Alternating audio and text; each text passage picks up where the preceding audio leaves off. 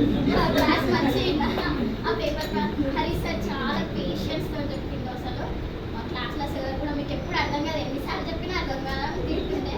Sir మాత్రం అర్థం కాకపోయినా కూడా మళ్ళీ మళ్ళీ చెప్తుండే. మా ఫ్రెండ్స్ అయితే మా పిన్ని చెప్పింది కొంతమంది ఫ్రెండ్స్ని అరేంజ్ చేయమని చెప్పేసి. మా ఫ్రెండ్స్ ఆ రోజు అరేంజ్ చేసినాం, నైట్ మాట్లాడిరు, వస్తాం అబ్బా అన్నారు. నెక్స్ట్ డే నడి రోడ్డు పైన వచ్చేసింది.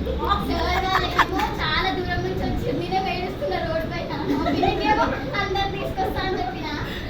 సరే అమ్మ వాళ్ళేమో అంత దూరం నుంచి వచ్చిర్రు, వీళ్ళేమో మధ్యలో హ్యాండ్ ఇచ్చిర్రు. నువ్వు నేర్చుకున్నావా? నువ్వు చెప్పేస్తావా? చెప్పేస్తా. సూపర్